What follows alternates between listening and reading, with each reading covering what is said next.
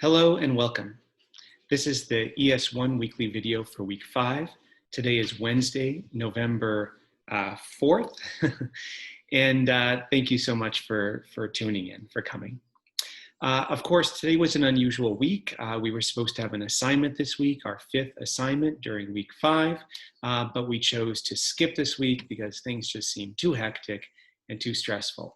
I'm glad we did that, and I know that many of you are glad we did that. I want to thank the TAs for suggesting this and pushing this as a solution for everything going on this week. And I want to thank those of you who reached out to me, and there were a number of you over this past several days to thank me and to thank your TAs for making that executive decision, let's say. Before I jump into any material for this week, I just want to now review what's actually going to be happening with the assignments for the rest of the quarter, because we're a little bit off what we had now planned. So because we didn't have an assignment this week, the assignment scheduled for this week will be happening next week. So we'll have week 5 assignment during week 6. We'll have week 6 assignment during week 7. Week 8, we don't have any assignments. We have no weekly video. We have no office hours. We have no discussion sections. We have no pod meetings. Week 8 is completely off. That's the week of Thanksgiving. I hope that you take the time you need and you enjoy that time. And I hope that it's peaceful and restful for all of us. During week 9, we will come back and we will have our 7th assignment for the quarter. The 7th assignment will be the final assignment. Because we moved week 5 assignment back, we decided to scale back what we were hoping to do this quarter just a little bit. And so instead of having 8 assignments, we will have 7. Week 10, you will have an opportunity to make up one assignment that you either missed or got an unsatisfactory on. We'll give you some instructions for that over the coming weeks, so stay tuned for that. And I also just want to remind you that the grading scheme will change a little bit as a result of these adjustments we're making during this unusual quarter. So now, if you complete 7 assignments and get satisfactories on all 7, you will get an A. If you complete 6 with satisfactories, you will get a B. If you complete 5 with satisfactories, you will get a C. And if you complete 4 or fewer, you will get an F. Please don't do that. Make sure you get at least 5 assignments, hopefully all 7 with a satisfactory, and you will get an A. You may even get an A+ if you get pluses on some of those assignments. So stick with us. Let's do our best to focus throughout the rest of this quarter, to keep moving forward, despite everything, despite all the headwinds, despite all the stresses, despite all the challenges that many of us are facing. And we'll bring this quarter to a really positive conclusion, hopefully. And you'll be able to walk away from this, hopefully feeling like you got an enriching experience. You got to know a couple of your peers, and you got a good grade as well. And so that's what we're looking for the remainder of the quarter. Now what I'd like to do is I'd like to discuss 2 concepts that came up over the previous weeks that a couple of your TAs have told me that they thought that I should discuss a little bit and clarify during this weekly video this week. The first of these concepts is that of the wicked problem. And so what is a wicked problem? A wicked problem is not an evil problem. It's something different. A wicked problem is a problem that, because of its nature, is extraordinarily difficult to solve, given the institutions, the knowledge, the civic and political culture, the demographic makeup, the history of a country or of many countries that are trying to address it, to face it, to solve it.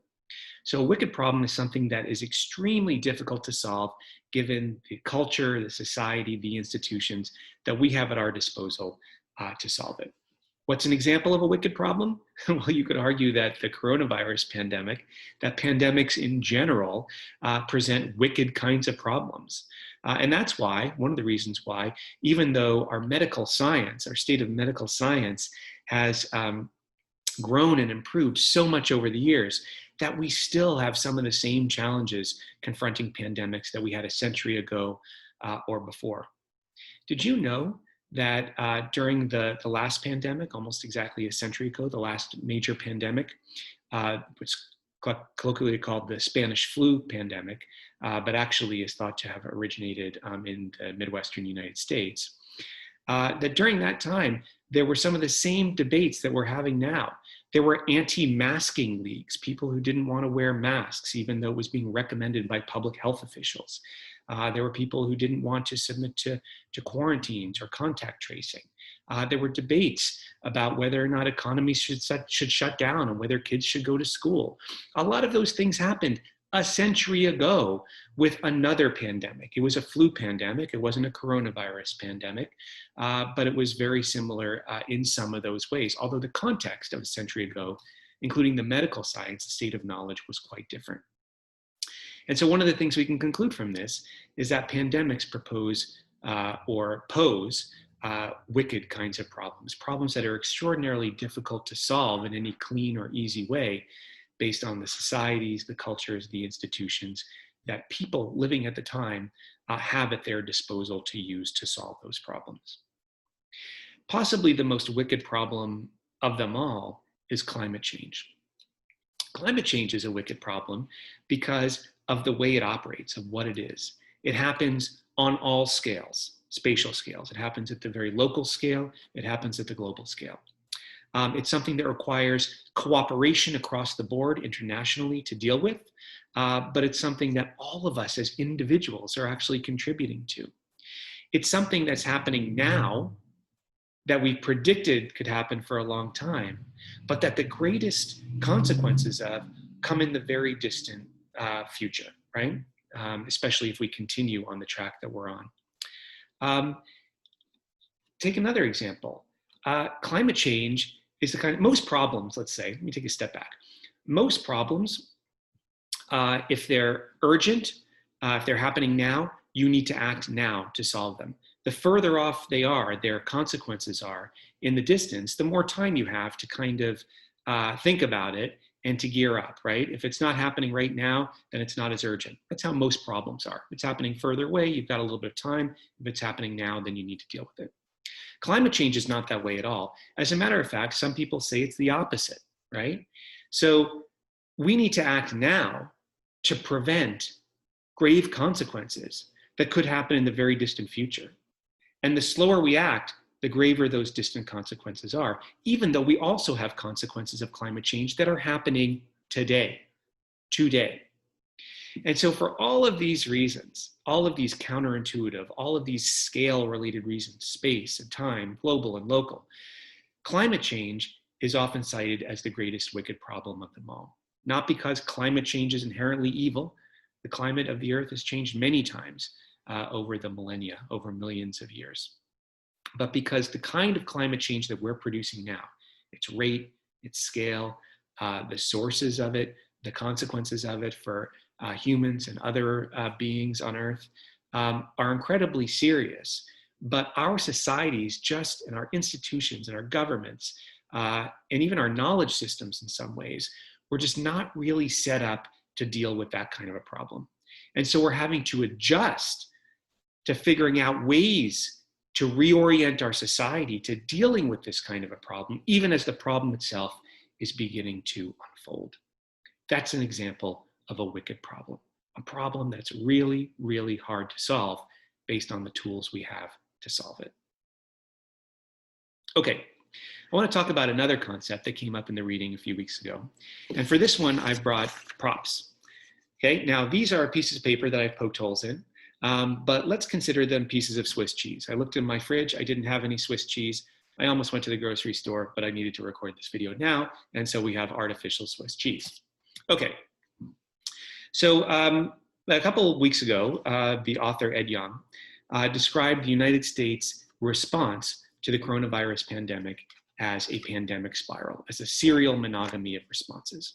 And so one of the points of his article is that over the last 9 months in the United States, we've tried a series of different measures. We've kind of jumped from one to another as the solution to this problem. And so early on in the pandemic, people were very concerned about getting the virus from surfaces. And so we had a lot of interest, for example, in hand washing and in antibacterial hand washes, right? And so that was something that people did. Masking became a big deal, and masking turns out to be very, very important. It's crucial, right? Testing, very important. Early on, there was a lot of talk about using temperature checks, for example, to attend events and things like that. That turned out to be less useful. And so anyway, there have been a series, contact tracing, that's another one, quarantines, another one. There have been a lot of these. And so what the author was saying is that each of these solutions is like a piece of Swiss cheese, right? And so think of it this way. Think of a person is coming through here, and the person, let's say, is infected. And if the person hits the piece of Swiss cheese, they're not going through, they've been stopped, they won't transmit the virus to anyone else. That's a stoppage in the transmission. But the Swiss cheese has several holes in it. This one's got 5 holes in it. And so some of the people coming through this filter, this barrier, will pass through the holes just by chance, right? And so you can't say that any one measure, let's say that this is testing, right? So there are lots of ways that testing helps. Testing is crucial. It's really important.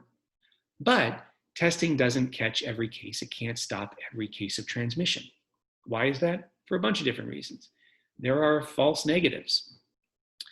There is an incubation period during which people may test negative even if they're positive, and they're gearing up in their bodies to have enough of a viral load to be able to effectively transmit as competent hosts for the disease. There are a variety of reasons why testing is crucially important, but cannot be the one-stop shop, cannot be the silver bullet for solving this pandemic.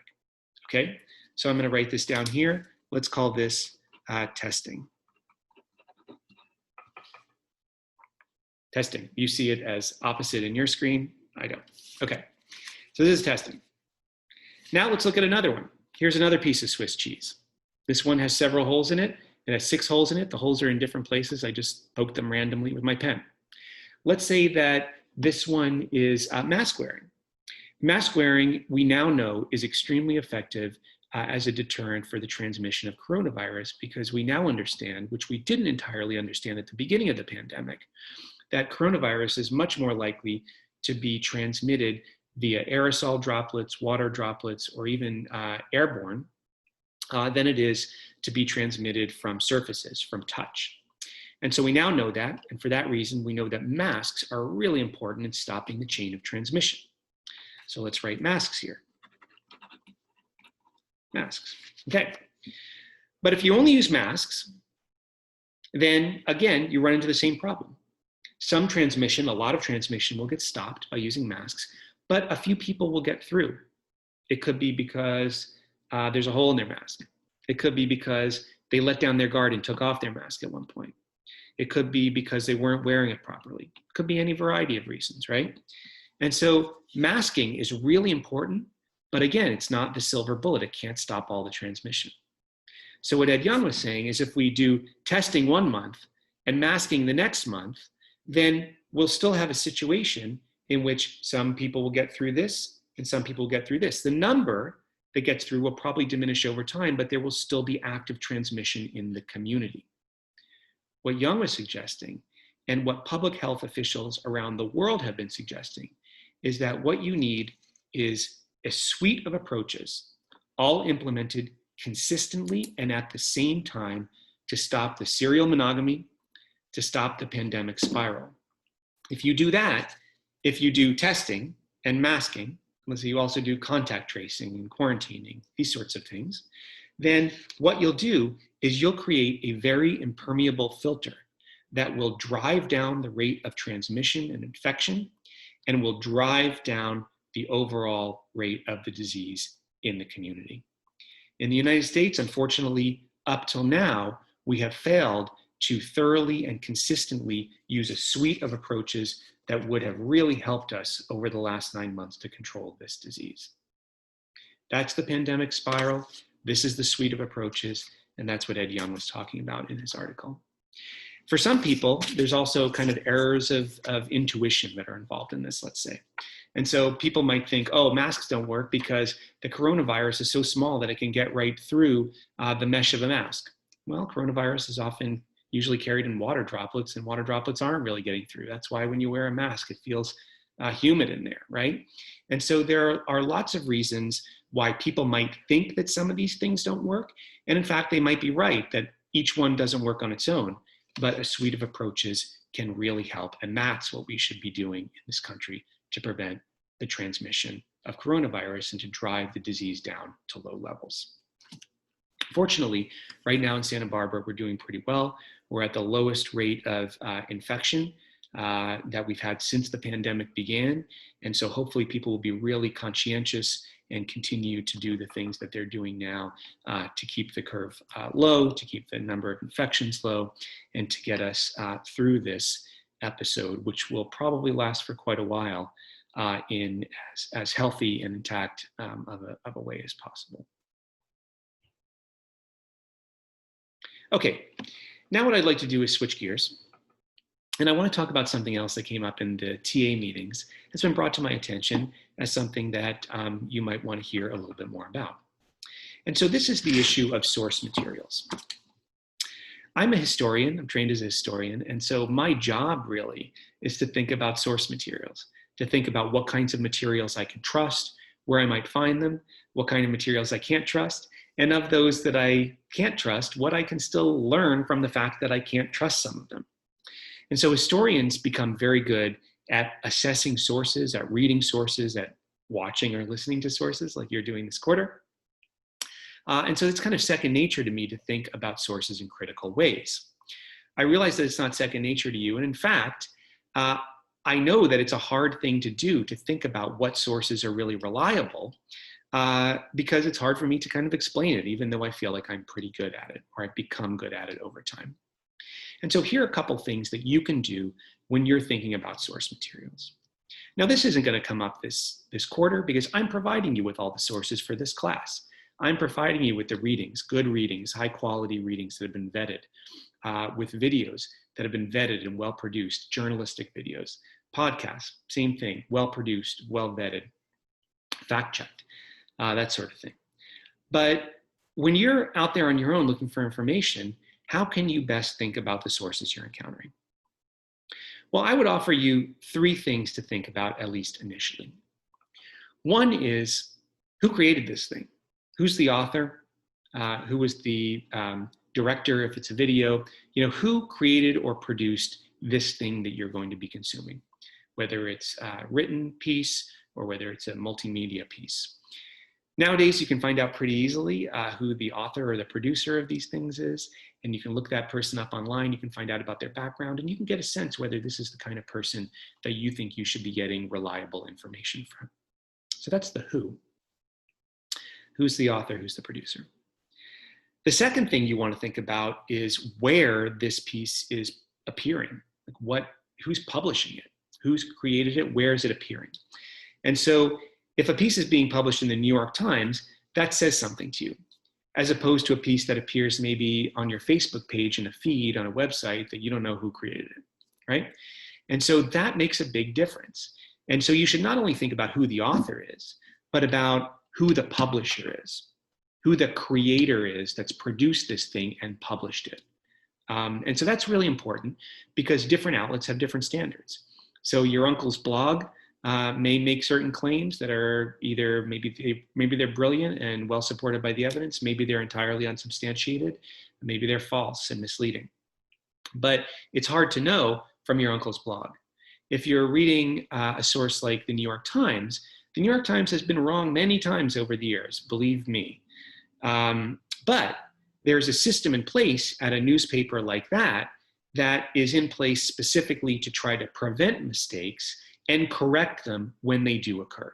There's an editorial system, editorial oversight. There's fact checking by people on staff who go out and make sure that even the littlest details of an article are checked for their factual basis. And so not only who is writing it or speaking in the video or the article, but who has produced it and published it. And then the third thing is to really think about quality control. And so I already talked about this a little bit, But I want to define two different kinds of quality control so that you have a good understanding. One is in journalism, which is editorial oversight and fact checking. I talked about that.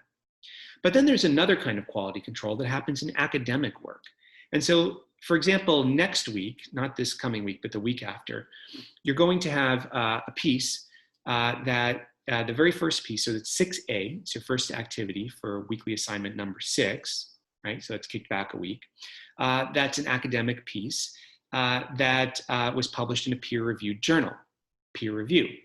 Peer review is a little bit different than fact checking. If I, for example, go through peer review, what'll happen is maybe, let's say I'm submitting an article to a journal. I've written an article, I've researched it, I've had some of my colleagues read it, they've given me feedback, I'm ready to submit it for review. I submit it to a journal, the journal editor takes a look at it, oh yeah, this looks like it might be good for the journal, but we need vetting. And so what the journal editor will do, will find maybe 2 or 3 people in my field, experts in my field, and will send the article to those people, usually without my name on it, and those people will read it and provide their feedback. Is this article high quality? Is it appropriate for the journal? Are there any factual mistakes? Are there any methodological or analytical mistakes? So did I do something wrong in the way I analyzed the material? And so peer review is, for academics, is different than what journalists go through in terms of editorial review and fact checking. But both of those systems are designed to avoid errors and produce the highest quality work. That's quality control. Things that come up on your Facebook page, maybe they're from the New York Times, maybe they're from your uncle's blog. If they don't come from a source that you can track, if you can't find the author online, if it's a source you've never heard of and it seems kind of dodgy and you can't tell where they're coming from and you can't tell how they do quality control, then you might want to think seriously about whether or not that's a source that you want to trust. You know, a couple weeks ago, there was a piece that came out in the New York Post that was related to the coming election that turned out to be based in really very little factual material at all. And as a matter of fact, some of the journalists for the Post who had worked on the piece actually disavowed it and didn't want their names on it when it came out. But if you didn't know a lot about newspapers, would you really know the difference between the New York Times and the New York Post? The New York Times is a much more reliable source than the New York Post. But the New York Post sometimes gets a lot of publicity for putting out sensationalistic stories, some of which are not entirely well vetted, well quality controlled, or even based in fact. And so this is something that you learn from thinking critically about the sources, from checking where they come from, and doing your due diligence in finding out the sources that you choose to read, that you choose to watch, that you choose to engage with, and that you choose to trust. If you're ever in doubt, get a second opinion. Finally, I just want to mention a few things about next week's assignment. The assignment that was originally scheduled for this week, the weekly assignment number 5, that you will be doing over the coming week, leading into your discussion sections and pod meetings next week. The theme of the coming assignment is disasters. And so you're going to be looking at natural disasters, which are actually not entirely natural at all. There's no such really thing as a natural disaster because events that happen in the world are only disasters if they're disasters to people, and we call them such. But you're going to be looking at disasters and thinking about them from several different angles. Different kinds of disasters caused by different sources and with different sorts of reactions by different kinds of people. A couple things I want you to think about, a few things as you go through these activities. First, something I already said, which is that there's really no such thing as a purely natural disaster. If a forest fire happened 1 million years ago in a forest in Siberia, it happened. Is it a disaster? Maybe it's a disaster if you're a bear or a caribou or a musk oxen living in the Arctic or the subarctic in Siberia, but it's not truly a disaster until people deem it and experience it as such. So thinking about what that natural in natural disasters mean and what the disaster means too. The next thing I want you to think about is that we are having an increased number of disasters related to both climate change and also other sorts of ways that human beings worldwide are altering their environments. And so, for example, climate change may produce more powerful storms, but those storms can be more damaging, maybe because there's more development along a coastline. And so that's an example of different kinds of environmental change contributing to disasters in different ways. As I've argued, and as you know from this course, the COVID-19 pandemic is a kind of natural disaster, even though it's being treated in our country largely like a medical one. The COVID-19 pandemic is a kind of natural disaster because it came from, or it originated really in part because of the way we treat organisms, other animals, and the environments they live in and the habitats we share. So we're having increased natural, quote unquote, disasters. I want you to think about that, why, how it's happening, what we can learn from that. The next thing I want you to think about is how we know that. So in this assignment, we're going to be talking about how you attribute a disaster to a certain cause, how you attribute an effect to a certain cause. It's the science of attribution. It's something you're going to learn a little bit about from these readings.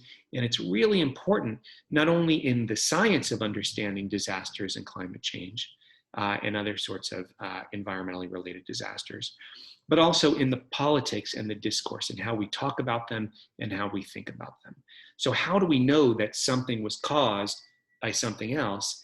And how does that knowledge affect the way we talk about it and the way we think about solutions? The fourth thing is I want you to think a little bit about planning cultures. So what I mean by that is that different people in different countries at different times have different approaches, civic cultures and institutions that have different approaches to planning for the future. In the United States, we have institutions that should set us up for planning really well for the future. But in the case of COVID-19, for example, although we had some of the best scientific and public health institutions in the world, it turned out in part that our political environment, our cultural environment, our social fabric was such, our social safety net was such that it left us vulnerable and exposed to this pandemic in various ways. And the result is that we have more infections and more disease, and indeed more deaths than any other country on Earth, at least to date. So think about planning cultures and what people in different places do and how they approach risks, some of which may be inevitable, some of which may be unlikely, but if they do happen, could be quite serious, of course, like the current pandemic. The final thing I want you to think about is engineering solutions. And so oftentimes, when we encounter a serious problem, particularly in the United States, we look for a technological or engineering solution. That's the case with problems related to climate change and sea level rise in some areas. It's also the case with the COVID-19 pandemic. I mean, everybody seems to be hoping for a vaccine that will come along and end this thing once and for all at some point. That scenario is very unlikely to happen for a bunch of different reasons, as many of you probably know, related to the technology, the medical science, the manufacturing, the policy, and also the social acceptance of vaccines, right? And so although it would be wonderful to have a silver bullet vaccine that fixed all of our problems, it probably won't do that. It would actually be better for us in the short term, medium term, and probably long term to have functioning political institutions, a strong social safety net, and a greater sense of social solidarity so that we can all work together to keep the virus to a low level, remember these things, than just alone having an engineering solution. So think about engineering and technological solutions, what they're important for and good for in different cases, but also what some of their limitations are when we talk about things like public health crises, or whether we're talking about things like climate change. Okay, so with that, I'm going to leave you for this week. Thank you so much for tuning in. Thank you so much for all the great feedback. Thank you so much for working so hard this quarter and sticking with it despite everything that we're dealing with now. I want to remind you that I'll be back in office hours next week on Tuesday morning. Please feel free to come visit me if you have any questions, talk to your TAs, and thanks so much for your hard work. And I hope you're enjoying your week off ES1. And I look forward to hearing what you have to say after next week's assignment about disasters. Okay, have a good one.